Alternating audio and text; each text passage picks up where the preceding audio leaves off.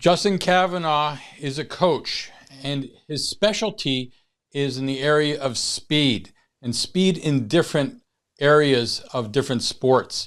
He's been known to troubleshoot and look at a number of different areas where the athlete breaks down, and then from there can figure out what needs to happen. So I'm really honored to have him here. He's a great friend, super smart.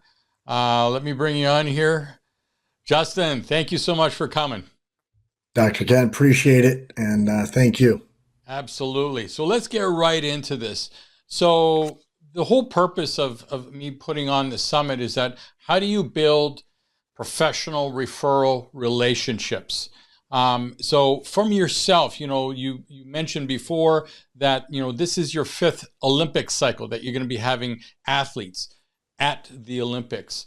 And so for you to feel comfortable and confident to refer one of your high-level clients to, say, another strength coach, what qualifications do they need? What are you looking for from a personality standpoint, but also even from an education standpoint, structured, academic, and unstructured, whether it be experiential or even seminars?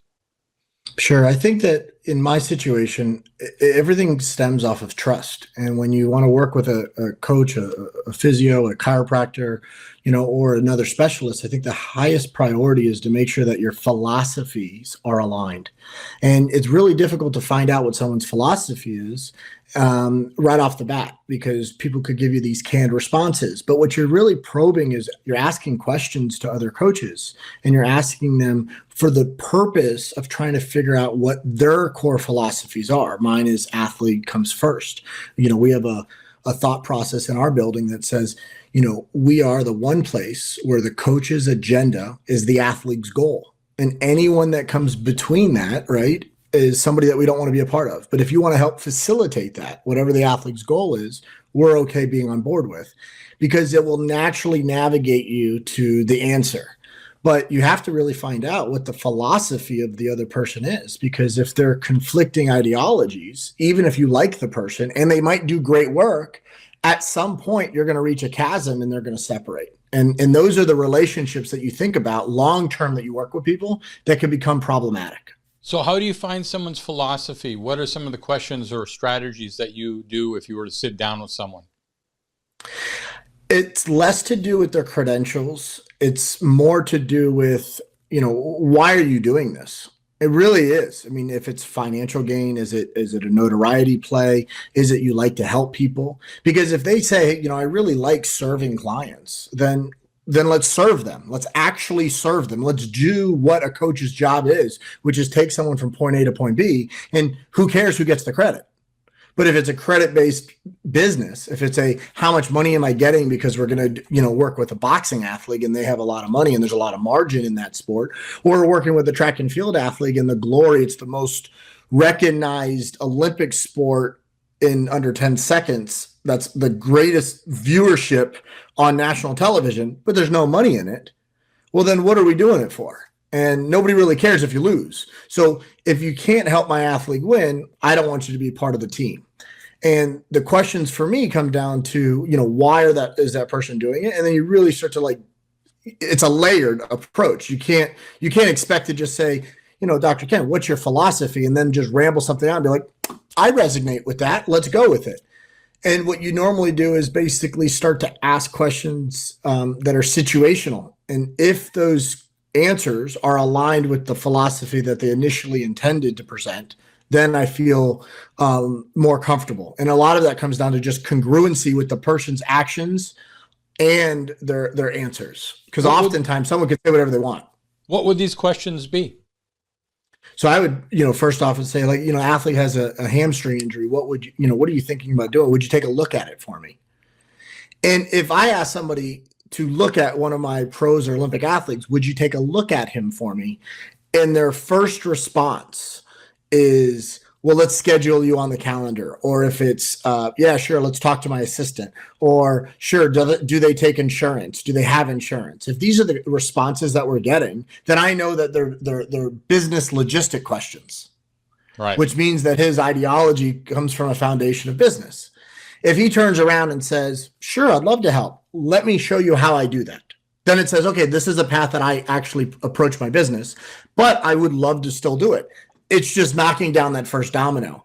And you'll be surprised that if you have this conversation with, 10 people, most of the time they're going to shut the door on the first response. Seriously? So wow. Absolutely, because they're very selfish. Most people in general are selfish. I think coaching is selfish. Even if you're serving people, it's still fulfilling. And what would be a follow-up question? So if I said, would you take a look at this, my athlete, and he said, well, I would love to, which then opens up the door. And their response is, how would you like me to do that? I'm all in.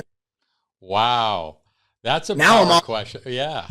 Yeah. How would you like me to do that is very specific, because it opens the door for them, and it opens the door for you as the person in charge. I mean, a lot of my role in coaching is being a little bit of a chess master, moving pieces around and bringing people in that are better than me in specific specialties.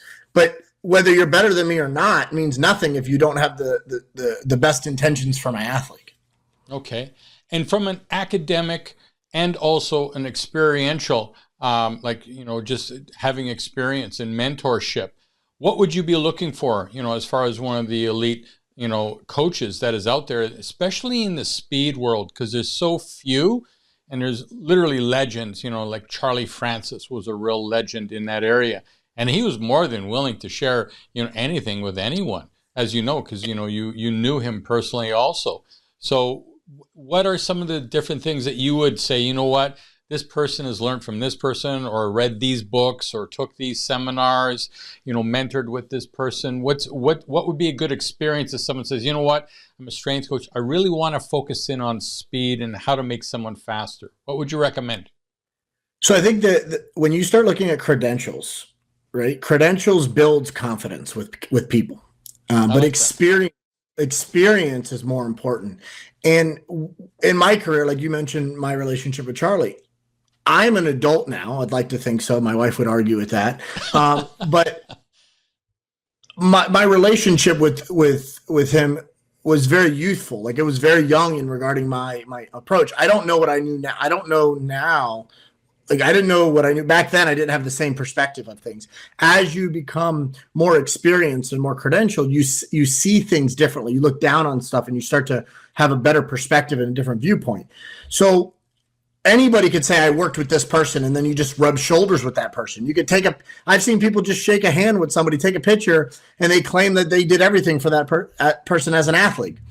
It's pretty easy to tell when you start talking within circles. If you talk to athletes that are connected, you ask that person something, they're going to know, who that coach is and their involvement. I care more about the depth of involvement than I care about the amount of handshakes and autographs that you get. Right. So, you see kids that collect autographs and they have it all over their walls. That's awesome. But you could go on eBay and buy those autographs. You could go to collections and buy those autographs. You could do the same thing in the strength and conditioning, physical therapy, doctor world that we're in. You could just go and meet all these people. But what you can't do is say, I've spent time with them, Right. And a lot of that comes down to, I care more about how much time you spent with somebody, because it changes and elevates your perspective. Right. So and who would these people be that you would recommend?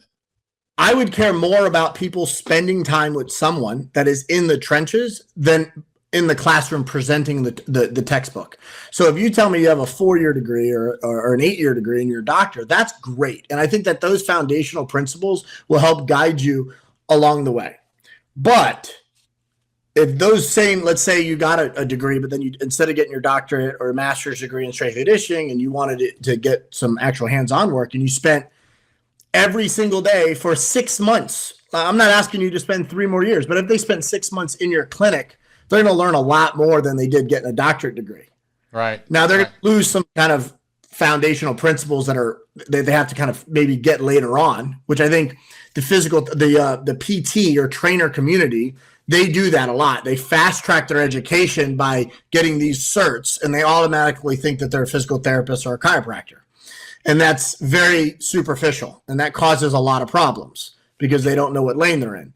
However, the more that they're around the who versus the certification or the credential, the what matters to me more than anything. And I want to see someone who's in the hand on the ground. Right. So who? So I'm trying to get a name out of you. Who are the people that you would recommend? Sharing you books, videos, seminars. Who would you recommend? I'll give you my who's, right? Okay. Dr. Kinakin, you're one. And I'm gonna give it to you because of this one answer. One of the most repeated quotes that come out of my mouth from you says, "Everything works until it doesn't." Right. Yeah. So if you start thinking about that from a coach perspective, I think to myself, everything works. Oh crap, until it doesn't. Then it becomes, who's the next person I have to see? Right. Dr. Eric Serrano. Right. Because of his holistic view on things. I'm going to look at Ian King because of his foundational principles and because I don't feel like there's anybody that I've ever met that could analyze a body without it moving as good as he can.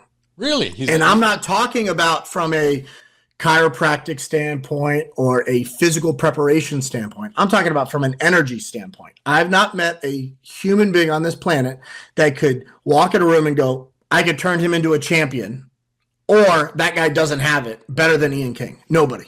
Mind you, he's not known for that.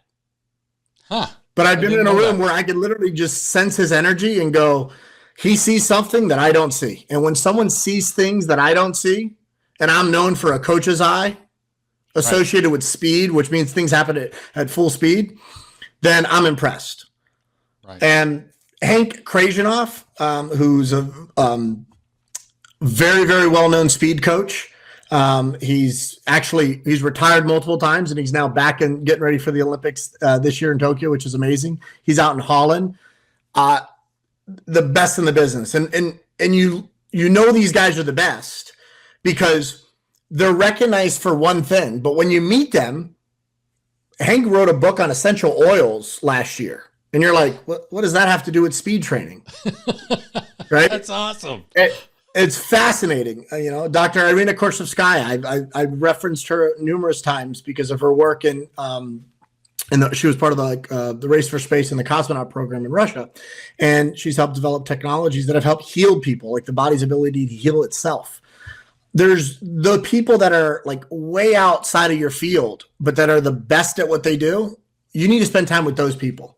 Karim Dahani, like if I'm in a meeting with him or if I'm in a overseeing, like if I'm just like leaning over, listening to a conversation he has, about 90% of it, not like I understand 90%, about 90% of it, I don't even understand.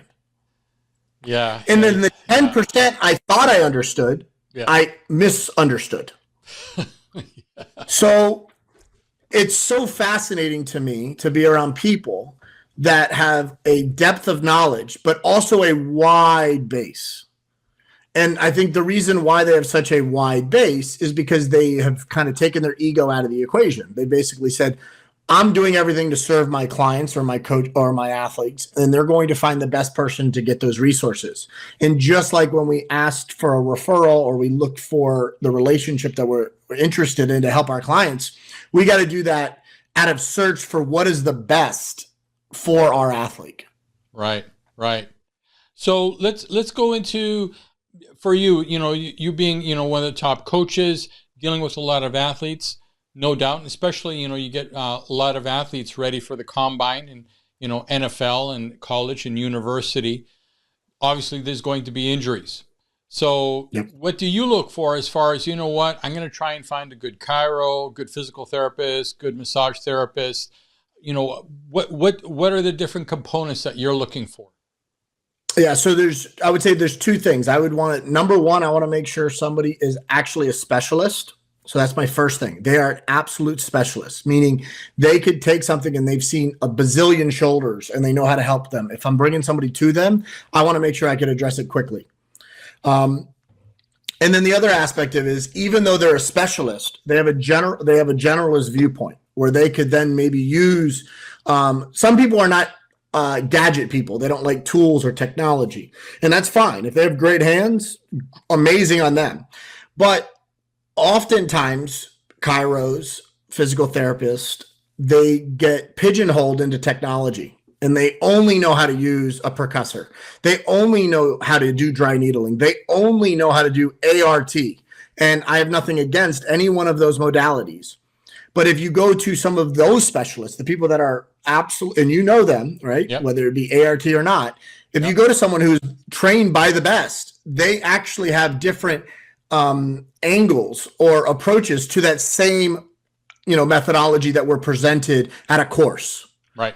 And I think that's what I'm looking for. I'm looking for somebody that is not no matter who shows up, they grab a percussor, and they just start banging on you.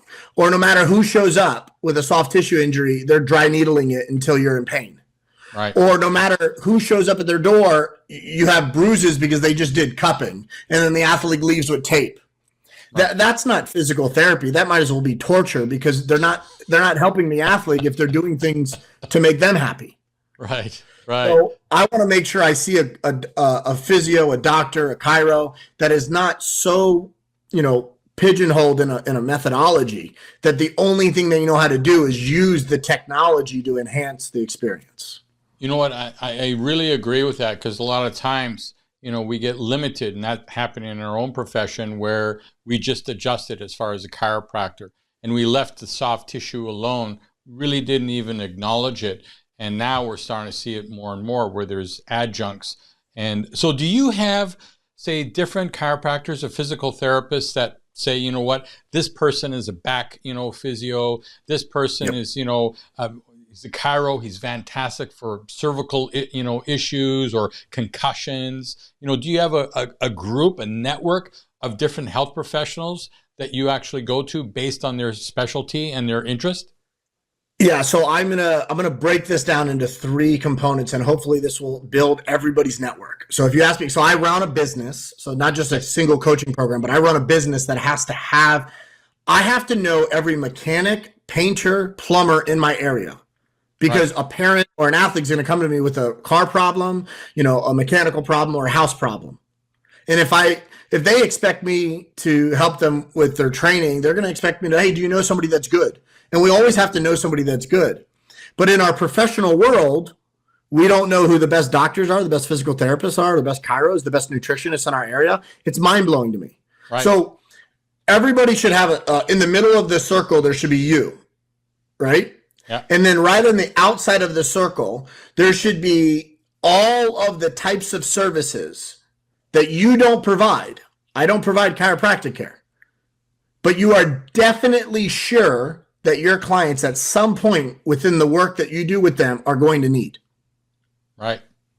The next layer is the outer layer of that is the probably need. Within the scope of the work that you do and the career that you're going to have, most likely we're going to need a chiropractor at some point. Right. Something's going to happen with whether it be performance or health or rehabilitation that we're probably going to need that.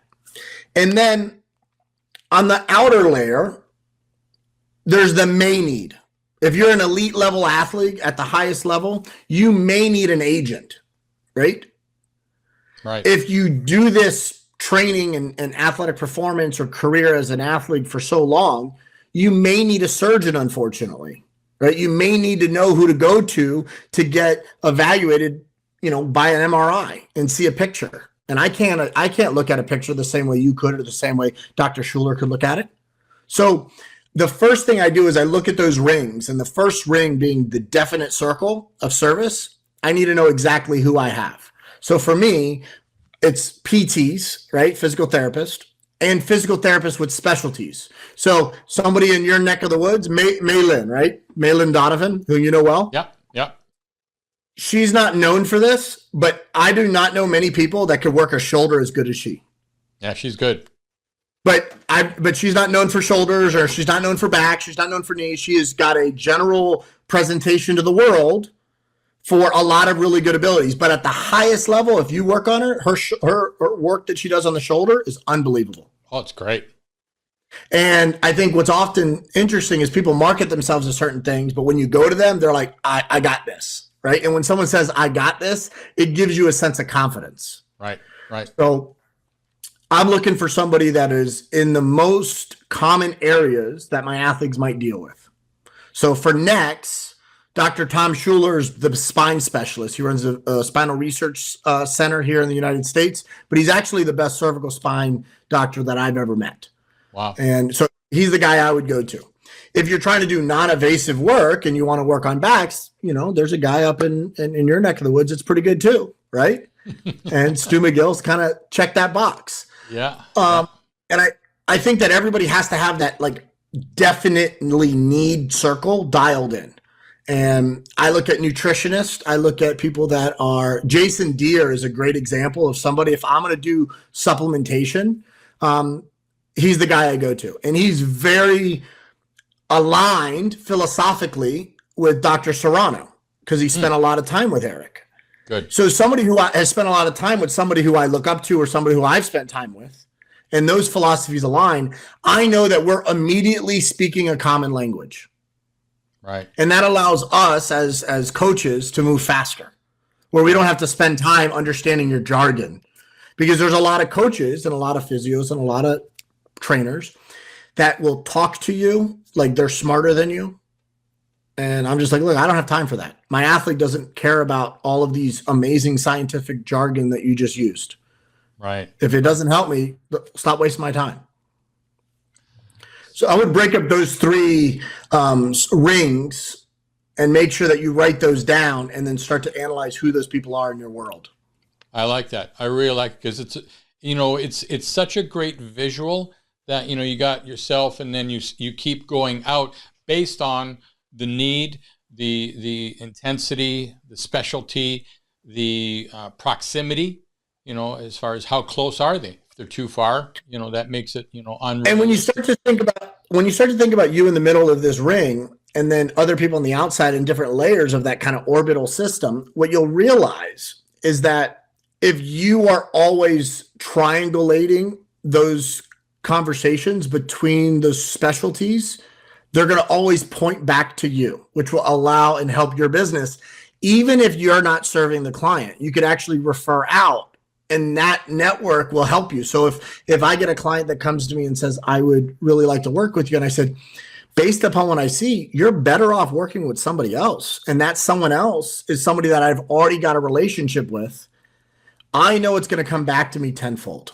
Yeah, it does. It really, really does.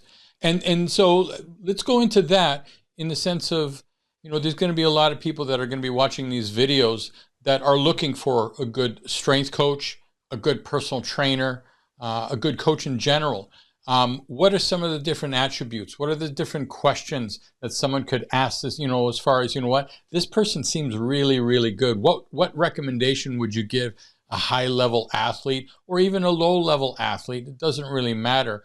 That, they would feel comfortable, confident to say, let me work with you for 3 months, 6 months, give you money for your time and your expertise. What advice would you give? Number one, what are your non-negotiables?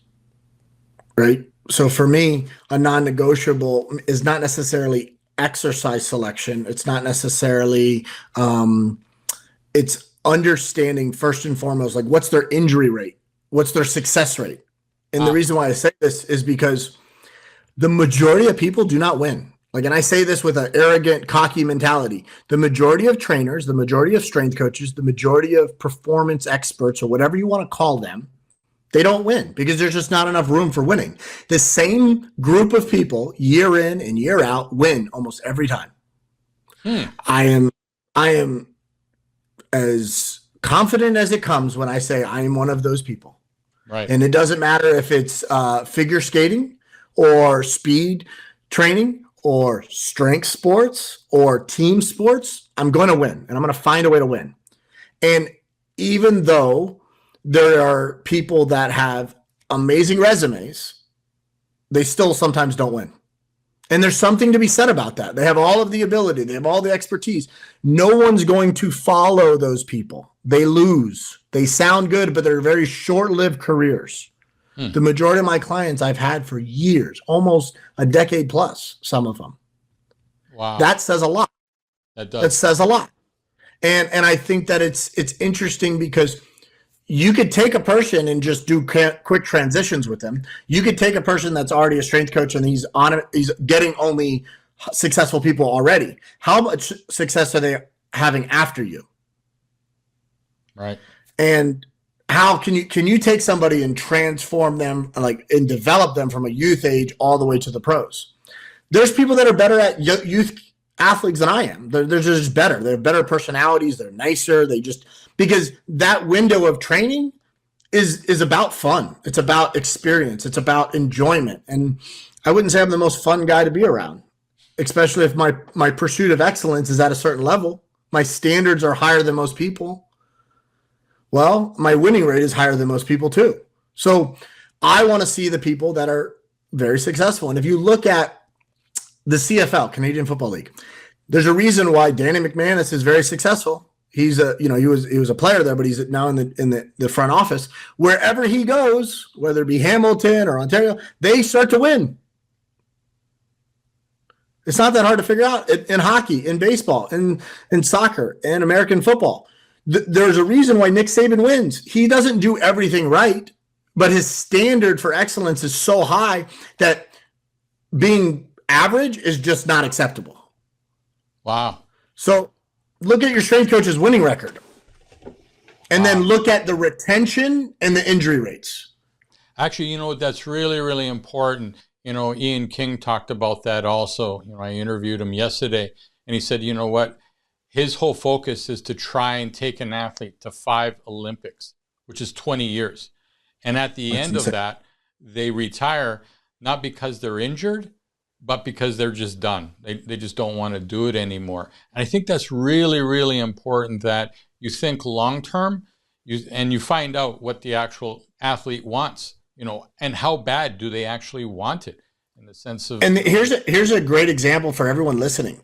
Like, I've mentioned Ian, you just interviewed him yesterday. If someone's listening to this and they don't look him up, they're doing them a disservice. If they just see that you're wearing a blue shirt and a yellow tie and you're interviewing all these experts, but they don't realize why you don't have all of these connections, and you might be the only human on earth that could get every single one of these experts and egos in the same room without each of us killing each other, then they have missed the greatest part of this entire thing, which is you're the only human I've ever met that could put us all in the room and it not look like Game of Thrones.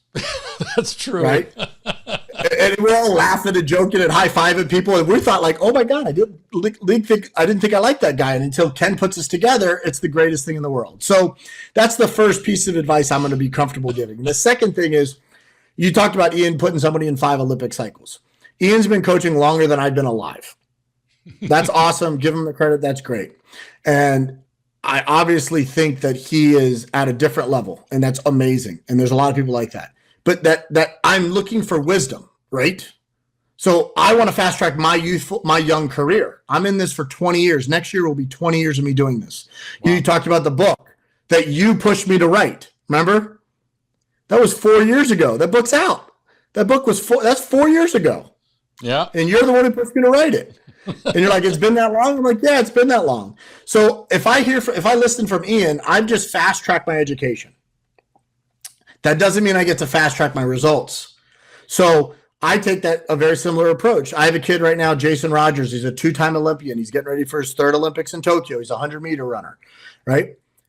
Him and I are talking because he thought he was going to hang it up last year. And now we're talking about him running in Paris. Wow. And we're now talking about his sister being able to run in LA.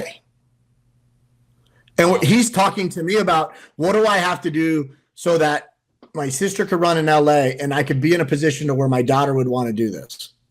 Like, wow. That means more to me than the training that we do every day, because that means that he's starting to take my philosophy and live my philosophy. Now, crazy thing about it, Charlie was from St. Kitts. Charlie worked at St. Kitts. People don't realize that before he went to Canada. He's from St. Kitts. Okay. So you're talking about such a small world, and St. Kitts as an island's got 75,000 people on it. That's it. I go to Jamaica and coach at Athlete, and honestly, I drive by 4 or 5 Olympians that are on the side of the road. Wow. They're working, they're shoveling dirt. But they're Olympians. You do that in any other country, and they're glorified. So I appreciate the perspective and the wisdom of people that came before me, like you mentioned earlier. That's so much good information. The last question I want to ask you is that, so for a strength coach, personal trainer, been shut down here for 14 months, similar to yourself where you are, and what advice would you have the strength coach or personal trainer to on Monday morning? What's an action step? I know you're very similar to myself as far as philosophy is great, theory is great. What's a good action step that someone could do, to build this professional, referral relationship? Everyone's always talking about networks. I'm always on, just start with one person. Start with one person, and from there you can actually network and then build, your network, what it be. What advice would you give someone? I would say that if they didn't take advantage of the time that they had where everybody was at home and everybody was in front of a computer and everybody was, inhibited at some level, then they probably aren't going to do the advice that I'm going to recommend. So that's the first thing. And it's a challenge because there's some people listening to this right now that have been sitting on their butt and they haven't been doing anything. And they became a victim of the circumstances. Right. While we're over there, I'm training older, multiple-time Olympians because a bunch of young guys have been complaining and they don't have the maturity to handle this adversity. And now we're getting ready to go to a third Olympic cycle because we have the maturity to handle this situation. So tomorrow, Monday, as you guys go and approach your week and you need to network with somebody, understand that those other people are in the same circumstances that you're in. So if you are asking for something, you're probably going to lose. But if you say, hey, I want to see how I can help and work together, then they're probably going to be more interested. Wow. So that's how powerful. can you help somebody else? That is the biggest powerful. Yeah, it's the biggest thing. So right now, so at some point the world will open up. And what's going to happen is the industry forever. And Ken, you've been in it for so long and you've seen this. It's at some point it's this big and then it shrinks. Yeah. And then it gets exciting and then it expands. Those like atom expanders that they all use in science class? Buckminster Fuller. Yeah. Yes. So they contract and then they expand. They contract and they expand. So what happens is as the industry contracts, if you accelerate at some level, you're not going to get to where you want to be, where you were earlier. But if you could just get to the edge of this, when the industry does boom, you're going to be on the outside and you'll accelerate through most of these problems. But most of you, or most of the people listening to this, as it contracted, as there's been more restrictions, you've restricted and you became a victim and you got smaller to the core of the problem. And now you just became just like everybody else in the herd. And then when it expands, you'll just move a little bit. Right. And you're going to watch everybody on the internet or on social media or in your communities that are going to be booming. And you're going to be like, I'm better than him. I'm better than that guy. And you're going to whine and bitch and complain about it. And the only thing I can tell you is, well, no, they're better than you because they're serving people. And if you are tired of watching people that you're better than serve people, then make sure you get to that client first and make sure you get to that client in a way that showcases you as the better solution. I don't have to go to a lot of people. Most people find me. And the reason why they find me is they're saying, I don't know what it is, something about you. And I wish I could figure out what that is because I haven't been able to kind of bottle it up. But I know that there's something about what I do that people are attracted to. So I'm going to stay doing that. And I'm going to always search for winning mentalities. And that's what I'm looking forward to, is constantly in search for a mentality that is of excellence. Wow. Such great words. Justin, so many great pearls of wisdom in what you just said and the different concepts. And you know what? People just need to man up. Female, male, whatever gender that you want to be, it's really important that we take advantage. And you can get this on Amazon, correct? It is, yeah. It's a quick read. It's a come to Jesus meeting for an athlete that is not happy with the circumstances they're in. That's all it is. What I would do if an athlete was coming to me whining, complaining about, I'm not happy where I am. That's all it is. This is what I would do. This is where I'll start. Such great words. Justin, thank you so much for spending time with me. Thank you.